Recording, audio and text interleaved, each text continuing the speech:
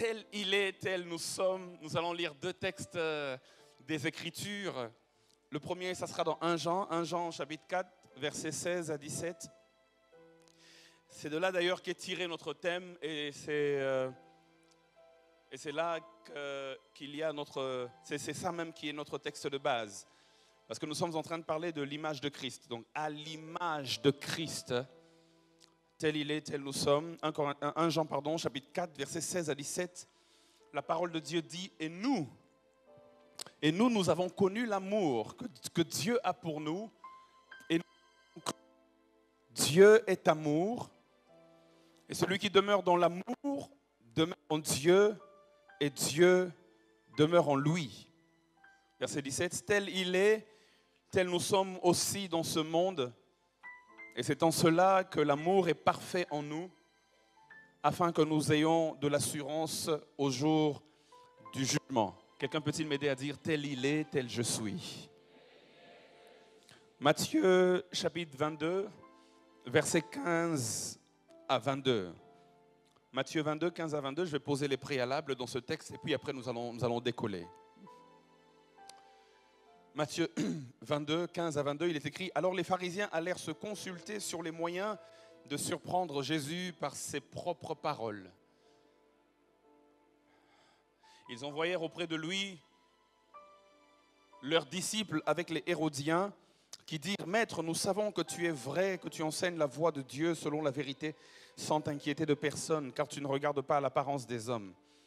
Dis-nous donc ce qu'il t'en semble, est-il permis ou non de payer le tribut à César ?» Jésus, connaissant leur méchanceté, répondit « Pourquoi me tentez-vous, hypocrite? Montrez-moi la monnaie avec laquelle on paye le tribut. » Ils lui présentèrent un denier. Il leur demanda « Qui sont cette image et cette inscription de César ?» lui répondirent-ils. Alors il leur dit « Rendez donc à César ce qui est à César et à Dieu ce qui est à Dieu. » Étonnés de ce qu'ils entendaient, ils le quittèrent et s'en allèrent. Durant toute la semaine, je vais aller en 3 directions. Aujourd'hui, je vais parler de la ressemblance à Christ, évidemment, tel il est, tel nous sommes, à son image et tout. C'est de cette ressemblance dans son caractère. Demain, je parlerai de la ressemblance à Christ dans son charisme. Jeudi, nous avons une petite pause. C'est ça, Président. Et vendredi, je parlerai de la ressemblance à Christ dans sa mission. Donc nous allons parler du caractère, du charisme et de la mission.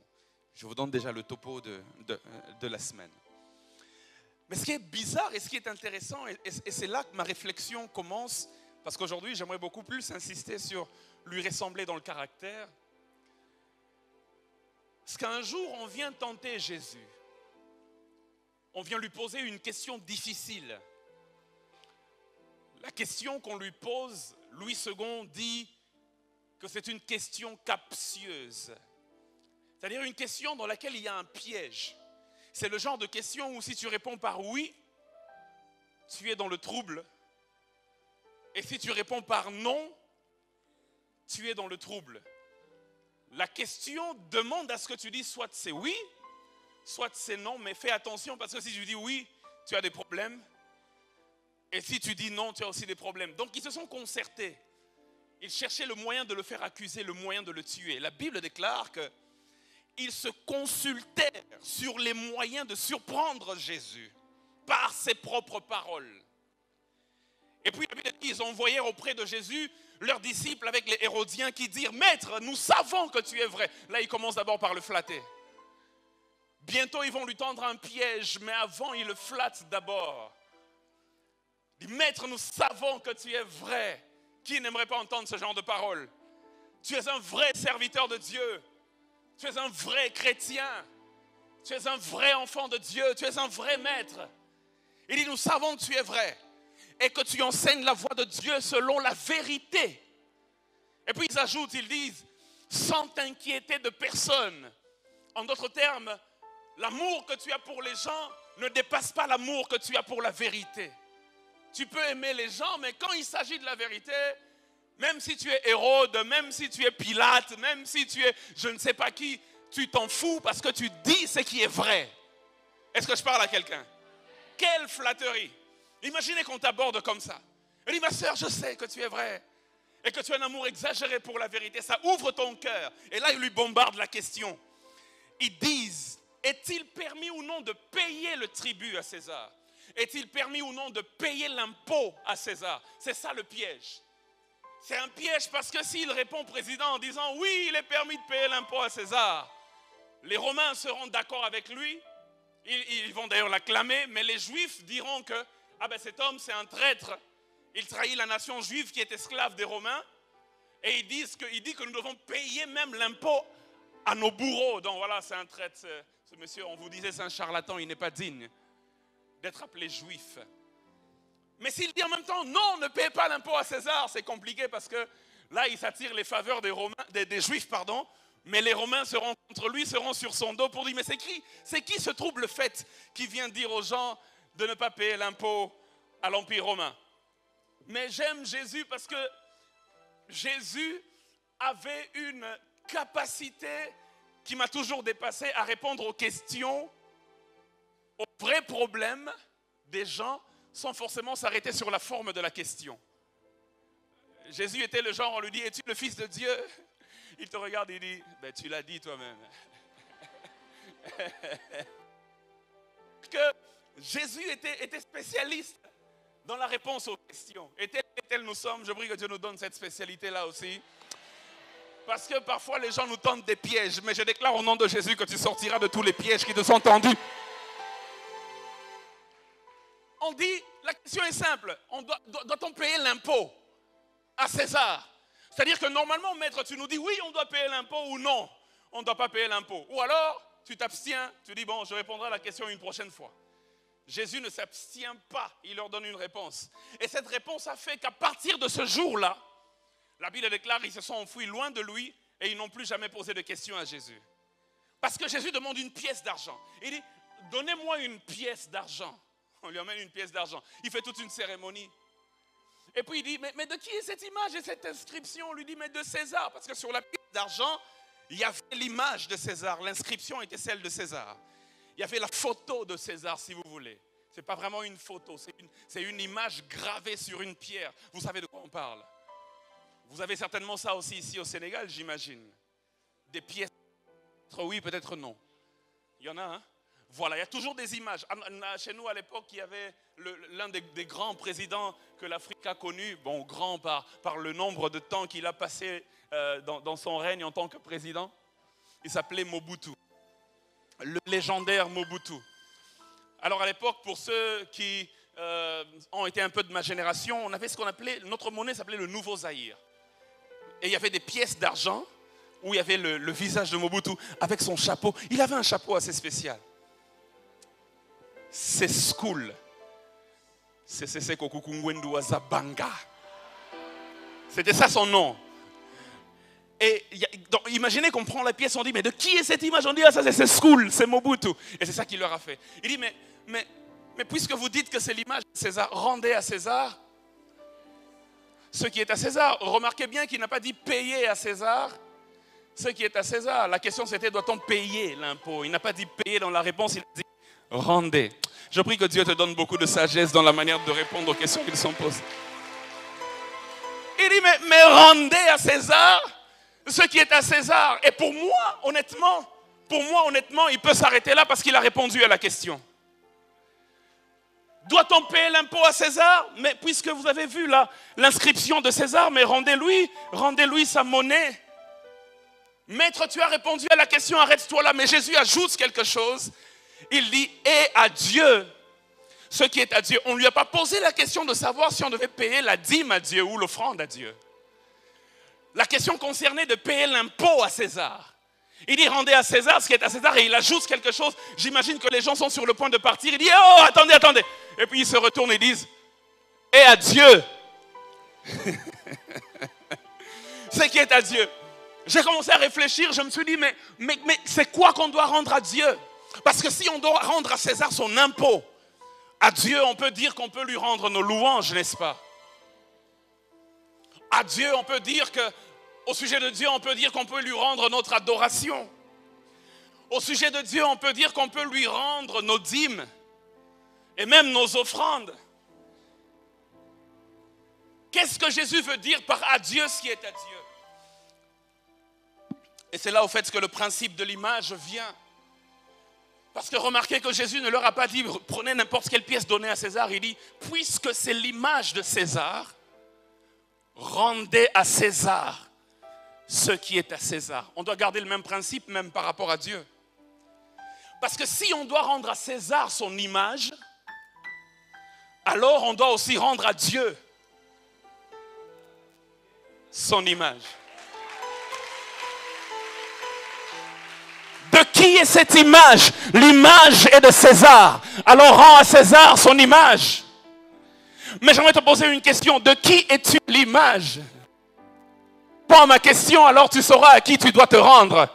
Mais ce que je sais, c'est qu'il est écrit dans Genèse 1, 26 que Dieu a créé l'homme à son image et à sa ressemblance.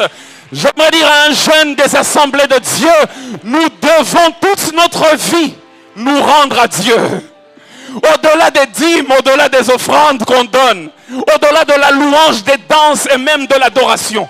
Le principe de l'image veut que le propriétaire de l'image soit le maître de l'image. Est-ce que je parle à quelqu'un? J'aimerais avancer encore un peu plus pour dire à quelqu'un ce soir, tu n'es pas l'image du péché. Tu n'as pas été créé à l'image du péché. Okay? Tu n'as pas été créé à l'image de la convoitise. Tu n'as pas été créé à l'image des choses viles de ce monde. Tu as été créé à l'image de Dieu. Il faut que tu te rendes à ton propriétaire. Et si jusque-là, tu n'as jamais donné ta vie au propriétaire, il faut que tu te rendes ce soir à Dieu. De qui es-tu l'image? De qui es-tu? Regarde ton voisin, dis-lui, de qui es-tu l'image? Alléluia. De qui es-tu l'image? Au-delà du fait que tu ressembles à ton père ou à ta mère, tu as été créé à l'image de Dieu. C'est-à-dire, Dieu a imprimé en toi une partie de lui. Alors, la réflexion commence ce soir, frères et sœurs. Nous sommes l'image de Dieu. À l'image de Christ. Nous sommes l'image de Dieu. Et en étant son image, le but de Dieu, c'est que nous soyons son extension sur cette terre. God, my goodness. Frères et sœurs, vous allez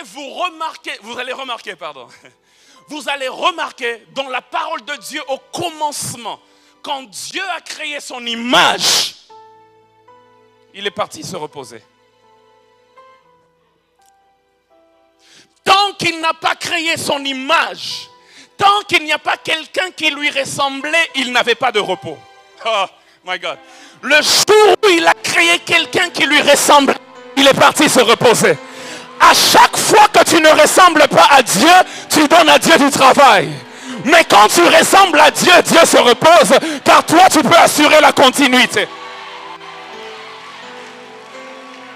Est-ce que je suis en train de parler à quelqu'un? Dieu veut que tu lui ressembles.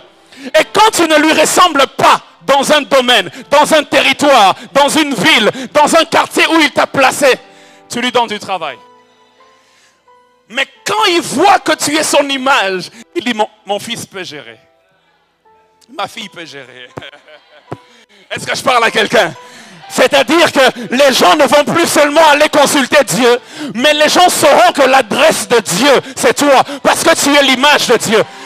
Et tu pourras gérer. La Bible déclare. Est-ce que je peux avancer? Est-ce que je peux avancer? Est-ce que je parle à un jeune ce soir? Je sens l'onction qui est en train de couler. Est-ce que je peux avancer? La Bible déclare qu'un jour, on vient poser la question. Non, c'est Joseph qui remarque que les chansons et le panetier dans la prison sont tristes. Il leur pose la question, il dit, mais pourquoi vous faites grise mine? Pourquoi êtes-vous triste? Ils disent, c'est parce que chacun a fait un songe cette nuit, mais il n'y a personne. Pourquoi? Pour interpréter le songe. Écoutez la parole de Joseph. Joseph dit, n'est-ce pas à Dieu qu'appartiennent les interprétations?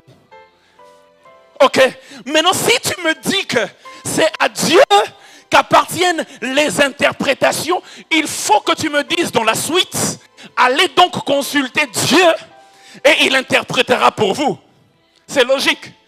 Mais Joseph dit, n'est-ce pas à Dieu qu'appartiennent les interprétations? Et dans la suite, il dit, racontez-moi votre rêve et je vous dirai de quoi il s'agit. Est-ce que je suis en train de parler à quelqu'un? Quand tu es l'image de Dieu, tu es l'adresse de Dieu. N'allez pas chercher Dieu loin. Il habite en moi, il habite en toi. Il dit, raconte ton rêve. Mais tu as dit c'est à Dieu, non? Il dit, mais le Dieu dont je parle là, il est là. Tel il est. Est-ce que je parle à quelqu'un? Tel il est, tel je suis dans ce monde. Ah, il est temps, comme disait le président tout à l'heure, il est temps que le gap se réduise au maximum possible afin que nous soyons vraiment l'extension de Dieu. Et la Bible dit dans le texte, et la Bible ajoute ce qu'on appelle un complément circonstanciel de lieu.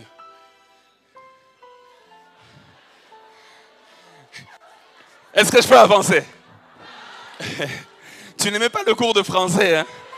Quand c'était le français, tu fouillais, ça te rattrape aujourd'hui. La Bible ajoute ce qu'on appelle un complément circonstanciel de lieu. Parce que la Bible dit, tel il est, tel nous sommes. Mais où?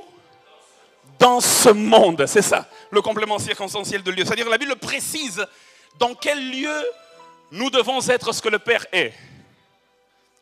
Est-ce que je peux avancer? Il dit, tel il est, tel nous sommes aussi dans ce monde. C'est-à-dire Dieu, il veut que tu sois la représentation parfaite de lui dans ce monde. Le but étant que le monde le voie lui, mais au travers de nous. Psaume chapitre 115, verset 16. Technique, restez avec moi, je sais que ça je ne voulais pas donner, mais je sais que vous êtes rapide, Urbain, j'ai confiance, ainsi que toute la team. Psaume 115, verset 16. La Bible déclare, je vais lire pour nous, les cieux sont les cieux de l'Éternel. Mais il a donné la terre à qui? Au Fils de l'homme. Les cieux sont les cieux de l'Éternel. Mais Dieu lui-même a fait un cadeau à l'homme. Et le cadeau qu'il a fait à l'homme s'appelle la terre. C'est-à-dire que ce qu'il est lui dans le ciel, il veut que nous puissions l'être sur la terre. Parce qu'il a donné la terre au Fils de l'homme. L'endroit dans lequel Dieu t'a placé n'est pas un hasard. Parce qu'il monde le voit lui au travers de toi. Si tu es ici à Dakar, sois la représentation de Dieu ici à Dakar. Si tu vas, je ne sais pas, à Washington, sois la représentation de Dieu là où tu iras. C'est cela même le but de l'œuvre de la rédemption de Christ. Cette œuvre de la rédemption de Christ, c'est nous redonner l'image que nous avions perdue au commencement. Lorsque l'homme a péché, il a perdu l'image. Et Jésus-Christ est venu pour que nous puissions nous reconnecter. Et celui qui nous explique ça très bien, c'est Paul. Romains chapitre 8, versets 28 à 29. Est-ce que je parle à quelqu'un ce soir, hein? Je vais aller mollo. Le but c'est que nous puissions tous comprendre. Je vous emmène quelque part. Romains chapitre 8, versets 28 à 29. La Bible déclare, je vais vous poser une question. La Bible dit, nous savons du reste que toutes choses concourent au bien de ceux qui aiment Dieu, de ceux qui sont appelés selon son dessein. Je vais vous poser une question ce soir. La Bible dit, toutes choses concourent au bien de ceux qui aiment Dieu. Amen. Toutes choses concourent à quoi? Au bien de ceux qui aiment Dieu. Tout ce par quoi tu es passé, toutes choses, événements, situations, peu importe, tu nommes la chose, toute chose, entre parenthèses, bonne ou mauvaise, on n'a pas précisé, on n'a pas dit toutes bonnes choses, on n'a pas non plus dit toutes mauvaises choses. Donc toute chose concourt au bien. Au bien, c'est quoi le bien de ceux qui aiment Dieu? C'est ça la question. Nous citons souvent ce texte. Lorsque je passe par une difficulté, ou bien je viens de perdre un parent, ou bien je viens de perdre mon boulot, et quand les frères viennent me réconforter, ils disent, mon frère, toute chose concourt au bien de ceux qui aiment Dieu. Alléluia. On utilise ça comme une phrase de réconfort. Alléluia. Quand quelqu'un vient de perdre, je ne sais pas, une opportunité, on dit, bon, c'est pas grave, de toute façon, toute chose concourt au bien de ceux qui aiment Dieu. Mais C'est quoi le bien de ceux qui aiment Dieu? C'est quoi? Ça concourt au bien de ceux qui aiment Dieu. Le bien là, c'est quoi? Le bien là, c'est quoi? Le bien là, c'est quoi? Que tu aies une voiture, c'est ça le bien de ceux qui aiment Dieu? Le bien là, c'est quoi? Que tu sois reconnu dans la société comme quelqu'un d'important? Le bien là, c'est quoi? C'est-à-dire, même si tu passes par la galère, tu finiras sur le trône. Alléluia! Le bien de ceux qui aiment Dieu, c'est ça. Ça peut être toutes ces choses aussi. Mais le texte est clair. Toutes choses, nous savons du reste, que toute chose concourt au bien de ceux qui aiment Dieu, virgule, de ceux qui sont appelés selon son dessein. Verset 29. Car, dis avec moi, car. Dans une phrase, lorsqu'on dit car, c'est qu'on veut expliquer la phrase précédente. En d'autres termes, on peut dire en effet, ça introduit l'explication. C'est-à-dire le bien de ceux qui aiment Dieu là. Si vous voulez le connaître, lisez la suite. Car ceux qu'il a connus d'avance, il les a aussi prédestinés à être semblables à l'image de son Fils. Donne-moi un bon amen. Le bien de ceux qui aiment Dieu, c'est que nous puissions... Le bien de ceux qui aiment Dieu, c'est que nous puissions ressembler à Jésus. Car ceux qu'il a connus d'avance, il les a aussi prédestinés à être semblables à l'image de son Fils. Dieu, si je te dis que Dieu t'a prédestiné à être ministre ici au Sénégal, c'est possible. Si je te dis que Dieu t'a prédestiné à devenir un pasteur d'une église ici ou n'importe où dans le monde, généralement, lorsqu'on parle du destin que Dieu a tracé en avance, on se limite à penser à une position dans la société. Généralement, lorsqu'on parle du destin que Dieu a tracé en avance, il dit, moi c'est écrit depuis le ciel, c'est écrit depuis l'éternité passée que moi j'aurai beaucoup d'argent. C'est ça ma destinée. Mais la Bible déclare, Dieu nous a d'abord prédestinés, non pas à avoir, mais à être. My God.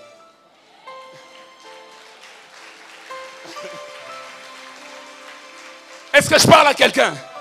Oui, c'est écrit que tu vas te marier, c'est aussi prédestiné. Je n'en disconviens pas. C'est écrit que tu auras des enfants, c'est peut-être dans ton destin. Je n'en disconviens pas. Mais avant de t'avoir prédestiné à avoir, il t'a d'abord prédestiné à être. Et à ne pas être n'importe quoi.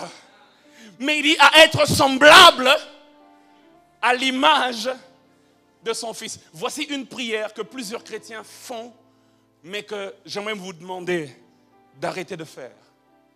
En général, les gens prient, et ça semble être très spirituel comme prière. Seigneur, donne-moi de devenir une meilleure version de moi-même. C'est une très bonne prière.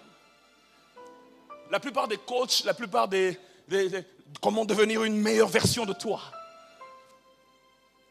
Amen. Le but du christianisme, écoute-moi bien, n'est pas de nous faire devenir des meilleures versions de nous-mêmes. Le nous-mêmes là, ça n'intéresse pas Dieu. Ce qui intéresse Dieu, c'est de nous faire devenir la version de Christ. Cette prière-là, donne-moi de devenir une meilleure version de moi-même, arrête de la faire. Il faut que tu commences à prier, Seigneur, donne-moi de ressembler à Christ. C'est cela la version que Dieu agrée, c'est ça. Fais la mise à jour de ton logiciel. Est-ce que je parle à quelqu'un ce soir? C'est ça le but de Dieu. C'est pourquoi Paul pouvait dire, en tant que pasteur, en tant que berger, en tant que responsable, il dit dans Galates chapitre 4, verset 19, il dit quelque chose de très profond. Il dit, mes enfants, pour qui j'éprouve de nouveau les douleurs de l'enfantement, jusqu'à ce que Christ soit formé en vous. C'est cela le but. C'est cela le but. J'aimerais vous dire, frères et sœurs, et j'ai beaucoup aimé ce thème, parce que vous savez, parfois même à l'église, on peut nous endormir. Développement personnel, c'est bien. Prospérité, c'est bien. Mais le but, il dit, il faut que Christ soit formé en vous. C'est-à-dire, lorsqu'on vous regarde, qu'on voit Christ, et quiconque dit que Christ soit formé en vous, est en train de vous dire au fait que ça peut être un processus. Mais lorsque vous venez à Christ, le jour où vous recevez Christ, une semence est placée. Et c'est à vous, par le concours de la parole de Dieu, de l'Esprit de Dieu et tout ça, à faire croître cette semence. De telle sorte que lorsqu'on vous regardera, on pourra dire comme Paul l'a dit de lui-même dans Galates chapitre 2 verset 20. Il dit, ce n'est plus moi qui vis, mais c'est Christ qui vit en moi. Nous avons beaucoup de modèles dans la foi chrétienne, c'est bien. Mais j'aimerais dire à quelqu'un, le plus grand modèle demeure Christ. Parfois quand je regarde certaines personnes que j'encadre, avec le temps je les vois, ils commencent à parler comme moi. Ils commencent à réfléchir comme moi. Et ceux qui sont appelés à prêcher, parfois quand je les entends, je me dis, oh, mais ils commencent à prêcher comme moi. Je peux vous assurer que moi-même, il m'arrive de temps en temps, quand je réécoute une de mes prédications, je me regarde, je dis, mais ça c'est comme l'apôtre d'Allo, comme ça. C'est-à-dire que nous avons toujours des modèles et nous sommes influencés, n'est-ce pas? Et parfois, quand je regarde certains ici parler, je dis, oh, j'ai comme l'impression de voir le pasteur Félix en eux. Mais j'aimerais vous dire, frères et sœurs, dans la vie chrétienne, au-delà des modèles humains, et gloire à Dieu pour les modèles humains, les bons modèles. Mais au-delà de tout ça, frères et sœurs, le but, c'est de ressembler à Christ. 2 Corinthiens, chapitre 3, verset 18. 2 Corinthiens, chapitre 3, verset 18. La Bible déclare, « Nous tous qui, le visage découvert, contemplons comme dans un miroir la gloire du Seigneur, nous sommes transformés en la même, de gloire en gloire, comme par le Seigneur, c'est-à-dire l'Esprit. » En d'autres termes, s'il y a un défaut de transformation dans ta vie, le problème, c'est qu'il y a un défaut de contemplation.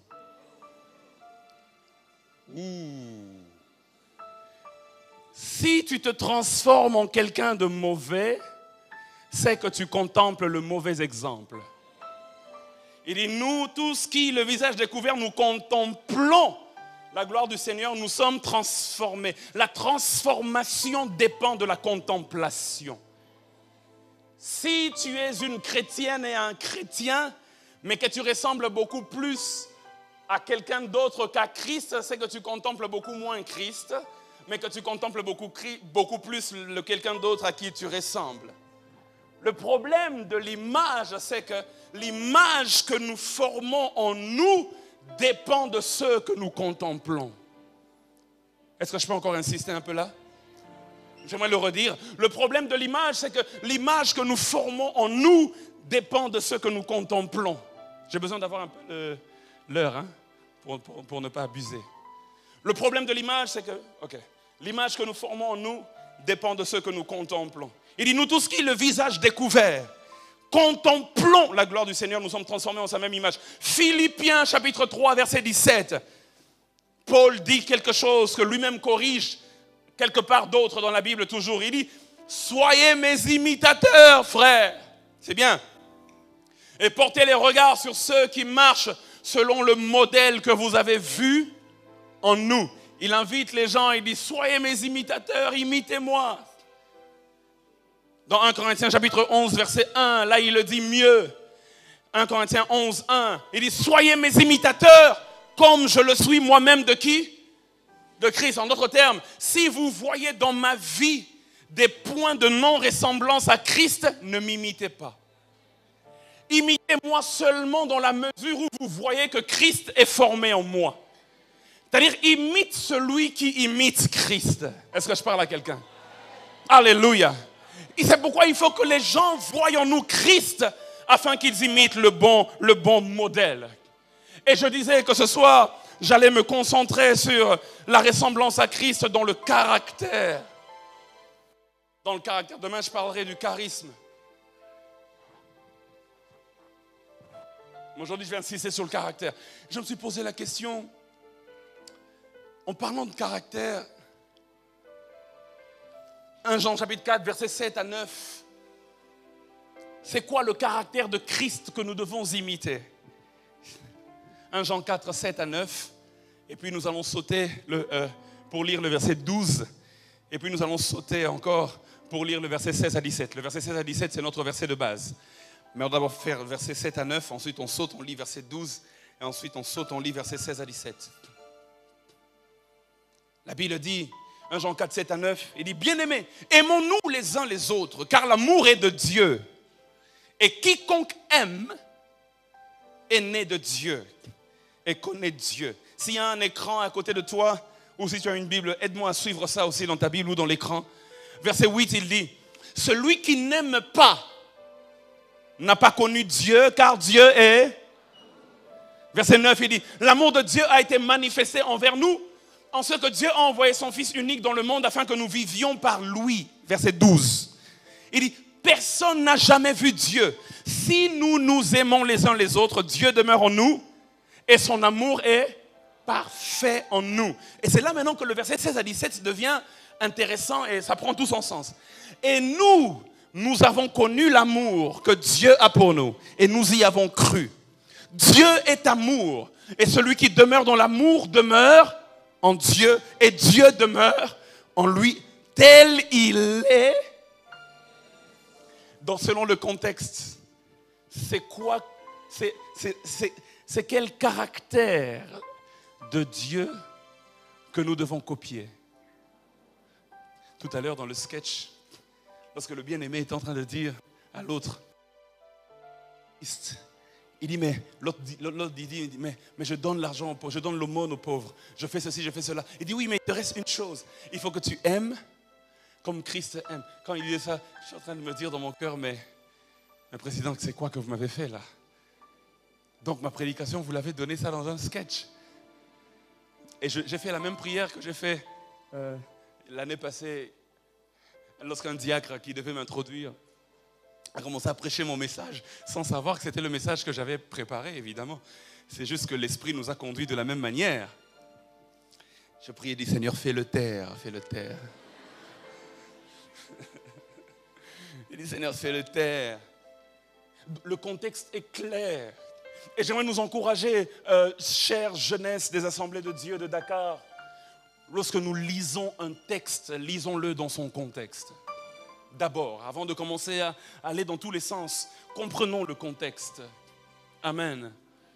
Vous connaissez une histoire je vous raconte une histoire qui s'est passée au Congo. Un pasteur a dit quelque chose, mais la chose a été prise hors contexte et on l'a traité de tous les noms. Il a dit ceci. Il donnait un exemple d'une sœur, j'allais dire une religieuse, c'est pas une religieuse, c'est une chantre. Paix à son âme, elle est déjà de l'autre côté. Elle nous a précédés dans la félicité. Alors cette sœur venait souvent chanter dans son église. Et quand elle venait chanter, les gens l'aimaient beaucoup. Elle s'habillait très bien, toujours décemment. Et le pasteur est passé du haut de la chaire, il a pris le micro.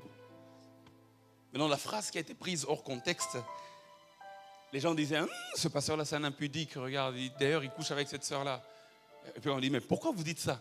Il dit, mais lui-même, il a déjà dit une fois dans son église, il se tapait la poitrine, il disait, avez-vous déjà vu les cuisses de la sœur? En lingala, est-ce que d'abord mon ami pende la sœur? Il dit, mais comment il peut dire ça? Non. Donc lui, il a déjà vu. Oh.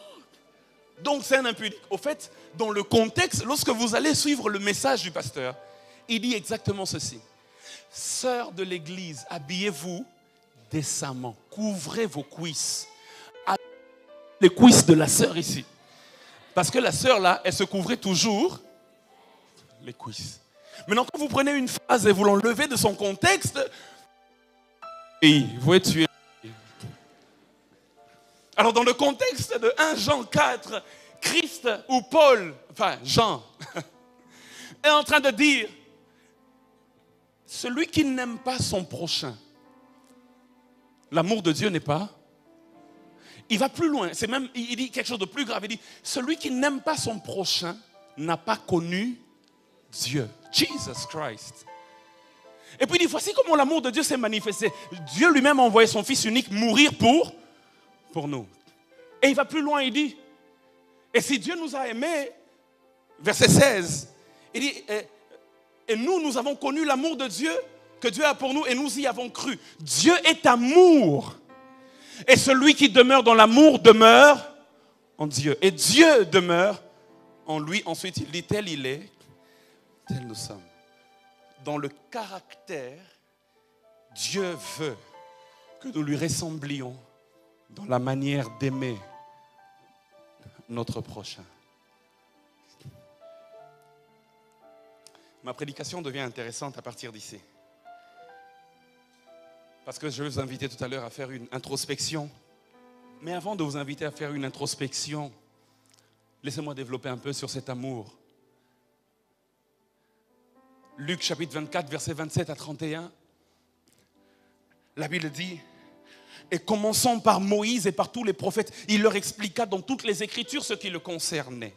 Lorsqu'ils furent près du village où ils allaient, il parut vouloir aller plus loin. Mais ils le pressèrent en disant, reste avec nous car le soir approche, le jour est sur son déclin. Et il entra pour rester avec eux. Pendant qu'il était à table avec eux, il prit le pain. Et après avoir rendu grâce, il le rompit et le leur donna. Verset 31. Alors, dis avec moi, alors leurs yeux s'ouvrirent et ils le reconnurent. Mais il disparut de devant eux. Avez-vous déjà analysé la profondeur de ce texte? La Bible déclare au verset 27, si on peut me le remettre sur l'écran, la Bible déclare, et commençant par Moïse et par tous les prophètes. Il leur expliqua dans toutes les Écritures ce qui le concernait. C'est qui est en train d'expliquer dans toutes les Écritures? C'est Jésus. Là, ce n'est pas moi qui parle de Jésus. Parce qu'aujourd'hui, moi, je vous parle de Jésus. Mais ce jour-là, c'est Jésus lui-même qui parlait de Jésus. La Bible dit, il a ouvert les Écritures, un peu comme la Bible que tu portes là. Il a commencé par Moïse, c'est-à-dire Genèse, Exode, Lévitique, Nombre, Deutéronome, c'est ça Moïse. Et par tous les prophètes, il est entré dans 1 Samuel, 2 Samuel, il a pris Sophonie, il est sorti, il est entré.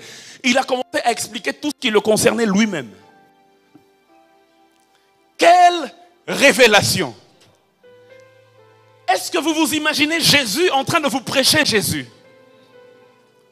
J'ai toujours voulu écouter la prédication que Jésus donnait sur lui-même. Un jour, j'ai fait une prière, j'ai dit, Seigneur, pourquoi tu n'as jamais créé de machine à remonter le temps? Afin que je rentre ce jour-là et que je me mette derrière en train d'écouter les rémas que Jésus donnait sur lui-même.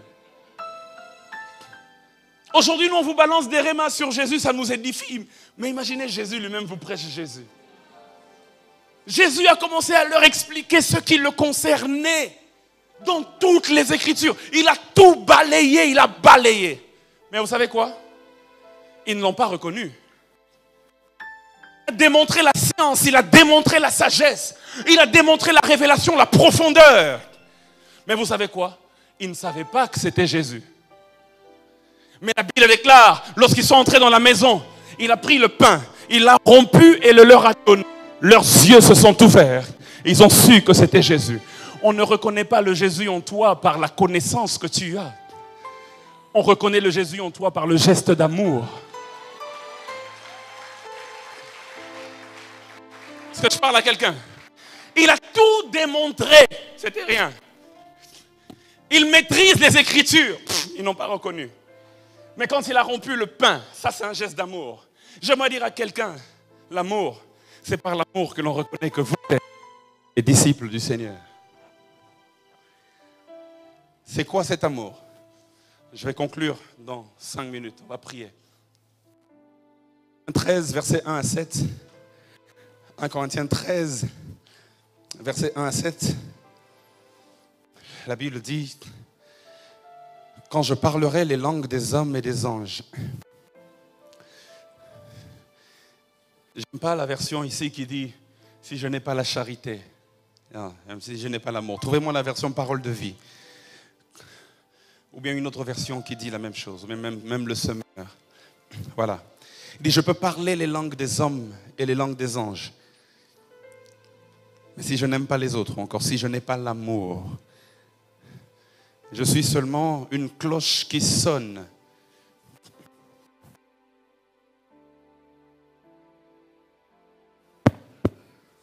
Je vais lire dans la version parole de vie que j'ai devant. Et celle des anges. Mais si je n'aime pas les autres, je suis seulement une cloche qui sonne, une cymbale bruyante. Je peux avoir le don de parler au nom de Dieu. Je peux comprendre tous les mystères et posséder toute la connaissance. Je peux avoir une foi assez grande pour déplacer les montagnes. Mais si je n'aime pas les autres, je ne suis rien. Là, il dit, je peux avoir le parler en langue. Je parle la langue des hommes et des anges. Je peux avoir la connaissance des mystères. Mais si je n'ai pas l'amour, je ne suis rien. Il dit, je peux distribuer toutes mes richesses à ceux qui ont faim. Je peux livrer mon corps au feu. Waouh! Mais si je n'aime pas les autres, je n'y gagne rien. Maintenant, il décrit le caractère de Christ, l'amour. Il dit, l'amour est patient. L'amour rend service. Il dit, l'amour n'est pas jaloux. Il dit, l'amour ne se vante pas. Il ne se gonfle pas d'orgueil. Il dit, l'amour ne fait rien de honteux. L'amour ne cherche pas son intérêt. Il dit, l'amour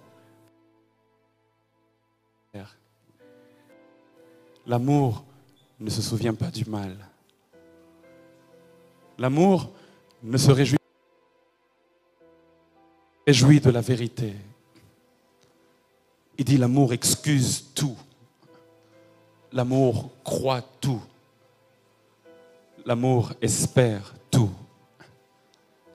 L'amour supporte tout.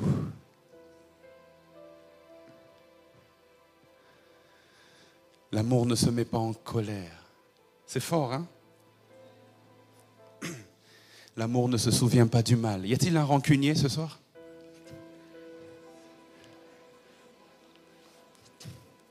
L'amour ne se souvient pas du mal. Y a-t-il quelqu'un qui a du mal à pardonner ce soir? La ressemblance à Christ dont on parle, c'est dans ce caractère-là d'abord. Il dit l'amour pardonne tout. Jesus. Rebachete. J'entends des gens qui disent, je peux tout pardonner, sauf le manque de respect, je ne peux pas. L'amour fait quoi? Jesus Christ. Jésus-Christ, aide-nous. L'amour pardonne tout. Laissez-moi vous expliquer la différence qu'il y a entre le pardon de Joseph et le pardon de Jésus. Vous savez que Joseph a pardonné à ses frères, n'est-ce pas? Il leur a dit, vous avez prévu de me faire du mal, mais Dieu l'a transformé en bien. De toute façon, je vous pardonne. Voilà. Jésus aussi a pardonné à ceux qui l'ont tué. Il a dit, Père, pardonne-leur car ils ne savent pas ce qu'ils font. Mais regardez la différence. Quand Joseph a pardonné, il était déjà sur le trône. Il avait oublié ses peines.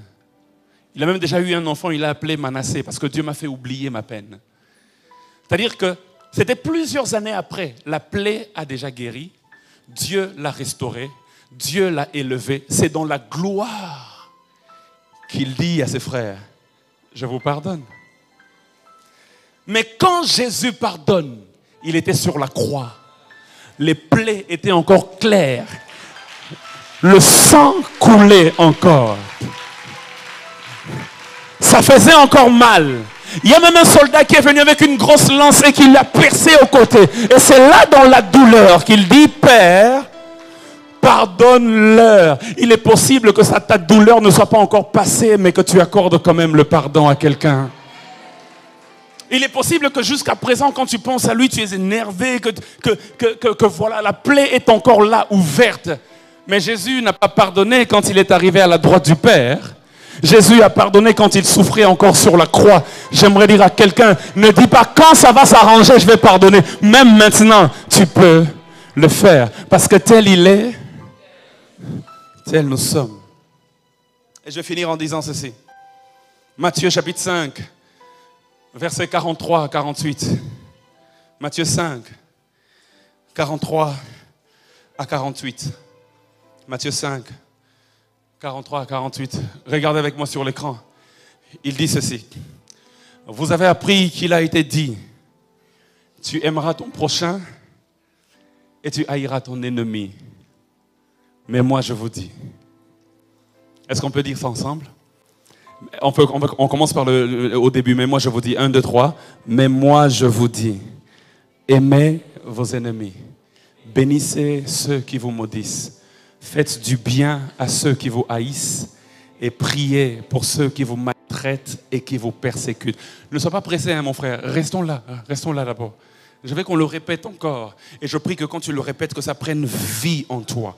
Que toute semence de la haine, que toute semence de la tristesse, que toute semence du manque de pardon, que toute semence de je ne sais pas quoi puisse quitter ton cœur. Que Dieu te guérisse alors que tu seras en train de réciter ces paroles. Mais moi je vous dis, 1, 2, 3. Mais moi je vous dis, aimez vos ennemis. Bénissez ceux qui vous maudissent.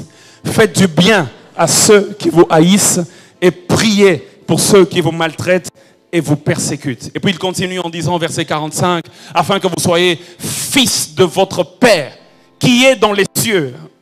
Car il fait lever son soleil sur les méchants et sur les... Et il fait pleuvoir sur les justes et sur les... Verset 46. Si vous aimez, avec moi, quelle récompense méritez-vous? Les publicains aussi n'agissent-ils pas de même? Verset 47. Si vous saluez seulement vos frères, que faites-vous d'extraordinaire? Les païens aussi n'agissent-ils pas de même? Verset 48. Soyez donc parfaits comme votre Père céleste. Que Dieu vous bénisse ce soir. Que Dieu vous bénisse.